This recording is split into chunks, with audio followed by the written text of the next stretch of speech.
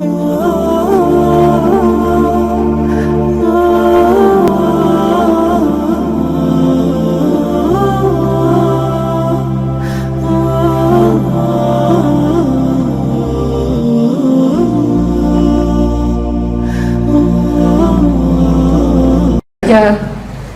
karena by the way Nabi itu senang touring loh. Nabi itu senang off-road. Salah satu gunung yang Nabi suka off-road itu apa? Gunung Uhud.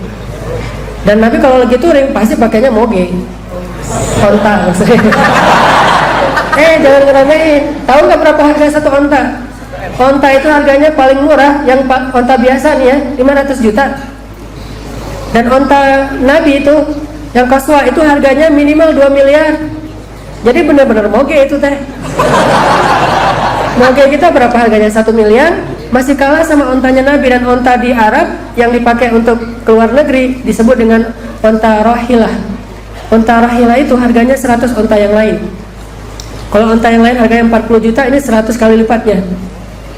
Ini onta rahilah, dan jarang banget orang Arab yang punya onta rahilah. Nabi punya itu buat touring. Kalau di dalam kota, Nabi pakainya motor biasa aja nih, keledai. Kalau buat perang, Nabi pakainya kendaraan cepat, ke kuda. Nabi itu punya 3 kendaraan terparkir di garasi beliau.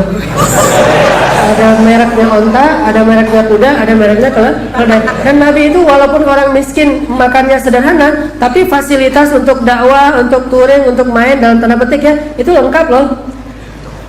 Bahkan Nabi sering ngadain kayak acara kontes gitu ya, kontes lomba onta, lomba menunggangi onta. Dan startnya di tengah padang pasir, finishnya di masjid. Itu jadi dalil saya bikin kontes skate sama BMX di masjid, di depan halaman masjid.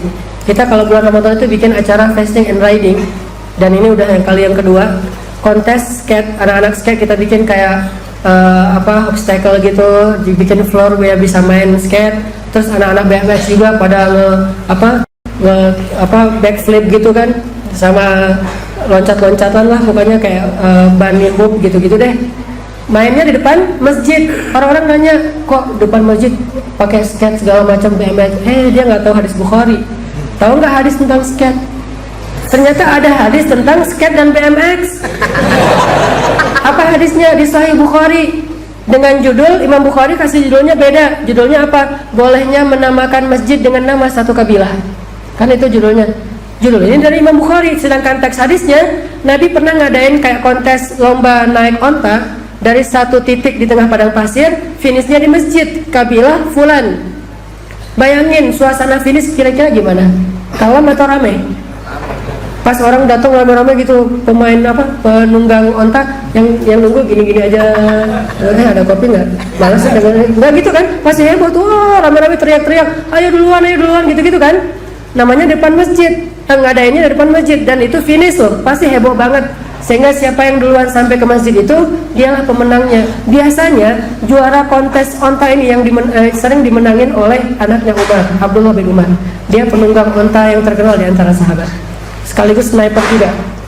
Kan Abdullah bin Umar itu pemanah yang luar biasa ya. Yang ngelindungin Khalid kalau lagi perang itu Abdullah loh. Dia di belakang, Khalid kalau udah berperang itu kayak lupa diri tuh, ke depan sendiri di tengah-tengah musuh. Nah, yang ngelindungin Khalid siapa? Abdullah dari kejauhan. Jarak berapa ratus meter tuh panahnya Abdullah bisa kena tepat sasaran. Mata ya mata, mulut bener-bener itu Abdullah bin Umar. Dia mana sambil naik onta. Naik kuda masih mending, agak-agak stabil. Naik onta, bayangin onta lari sama kuda lari beda loh. Kalau kuda lari itu masih bisa gitu, masih kalau kelihatannya segitu ya. Saya pernah belajar kuda walaupun nggak jago, tapi masih gini ngimbanginnya. Tapi kalau onta tuh nggak bisa. Saya naik onta, dia jalan cepat dikit udah mau langsung loncat ke bawah, karena daripada jatuh kan malu-maluin, mending loncat sosok gaya gitu. Kenapa Ustadz loncat? Males di atas sini. Udah deg-deg gitu, udah nggak ini. Artinya bayangin finishnya itu di masjid, dan itu dalil bahwa di masjid itu boleh dipakai untuk mainnya anak-anak muda selama tidak berlebihan. Termasuk Nabi pernah bikin kayak festival di depan masjid, bukan bikin, menonton acara festival. Waktu itu kalau nggak salah orang-orang budak Habasyah lagi bikin acara Habasyah Fest. Lagi bikin acara Habasyah Fest. Jadi ini kalau diterjemahkan ke bahasa kitanya nih, Habasyah Fest. Kenapa bikin acara Habasyah Fest?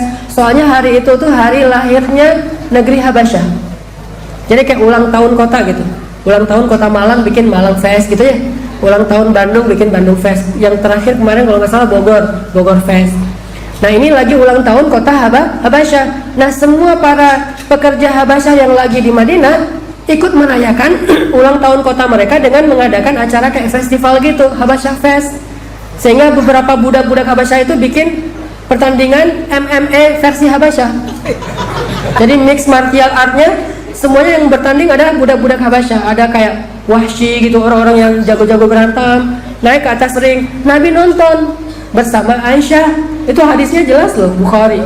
Tadi nonton bersama Aisyah, Aisyah menaruh dagunya kan di atas pundak Nabi gitu kan, gini. Jangan dibayangin ya. Nggak ada gunanya dibayangin, mending dipraktekin aja.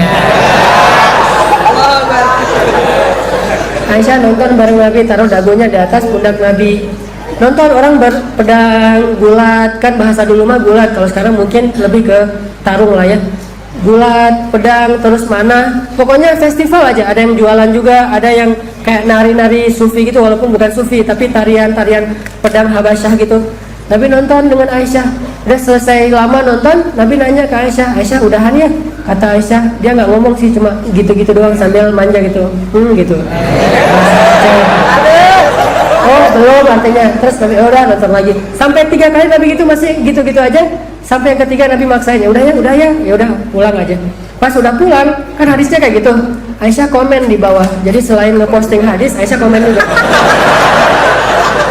Makanya saya bilang kalau baca teks agama itu jangan cuma baca captionnya, baca juga komen-komennya. Karena bisa jadi captionnya itu nggak jelas sebelum kita baca komen. Baca hadis, baca juga syarahnya. Kalau cuma baca teksnya doang, captionnya doang, kita jadi salah paham. Hadisnya sahih, pemahamannya yang dhaif. Jadi bukan hadisnya dhaif, hadisnya sahih, cuma pemahamannya dhaif. Kayak kata Ali bin Abi Thalib, kalimatul haq urida bihal batil. Kalimatnya benar tapi dipahaminya batil. Nah Aisyah mengkomentari nih, komen terhadap teks tadi ketika dia sama Nabi nonton acara kayak tadi tuh. Udah selesai pulang, Aisyah komen, sebetulnya saya tuh nggak menikmati pertandingan itu loh, kata Aisyah. Saya tuh nggak menikmati orang-orang lagi tarung gitu. Apaan sih buat saya, buat cewek kan males banget nonton gitu. Mending window shopping kan. Mending saya ngelihat Hermes lagi diskon gak sih gitu kan. Saya mah nggak menikmati pertandingan, kata Aisyah. Tapi saya lagi pengen nunjukin ke orang-orang gimana mesranya saya dengan Rasulullah. Jadi Aisyah itu punya niat sendiri gitu, punya modusnya Aisyah pengen nunjukin gua tuh mesra banget loh sama Rasulullah, sehingga Aisyah sengaja ngeposting kemesraannya sama Rasulullah. Terus like-nya banyak lagi tuh. Wah Aisyah kerennya sama Rasulullah, banyak yang baper komennya pengen gitu. Banyak yang nunjukin ke temennya, mention, lo lihat nih siapa gitu. Jadilah viral, rame, di repost. Sampai sekarang masih di repost. Buktinya saya barusan nge-repost kan. Sampai sekarang di repost terus tuh berita, karena saking luar biasanya keluarga Nabi. Tapi pelajaran lainnya adalah Nabi itu juga nonton acara festival, dan itu merayakan hari jadi atau ulang tahunnya suatu negeri. Sama kayak Nabi pulang ke rumah Aisyah, ngelihat Aisyah lagi sama seorang cewek anak kecil gitu nyanyi. Nah perempuan ini bernyanyi di rumah Rasulullah. Masuk Abu Bakar marah-marah, janganlah kamu menggunakan seruling setan di rumah Rasul, kata Abu Bakar. Kata Rasulullah, ya Abu Bakar, biarkan dia wahai Abu Bakar, sesungguhnya hari ini adalah hari besarnya, hari rayanya kabilah dia, yaitu Bani Salamah kalau nggak salah. Bani Salamah itu lagi ngerayain hari jadi, kayak hari ulang tahun gitu, dengan cara makan-makan gitu. Dan anak kecil sih, bukan orang dewasa, bukan ABG ya, anak kecilnya nyanyi. Kalau anak kecil nyanyi kan masih jadi hiburan ya, anak kecilnya nyanyi kayak nyanyi pada Muna Negeri gitu pas hari jadinya. Dan Nabi membiarkan itu. Ini menunjukkan bahwa ternyata dakwah Nabi itu bukan hanya soal bikin taklim, bukan hanya di dalam masjid, tapi dakwah Nabi juga itu adalah luas banget sampai kemana-mana, ke komunitas-komunitas, lintas komunitas itu juga dakwah. Gitu juga kita. Jadi coba belajar menikmati Islam itu bukan hanya dengan cara ikut taklim, tapi juga dengan cara ngajak orang.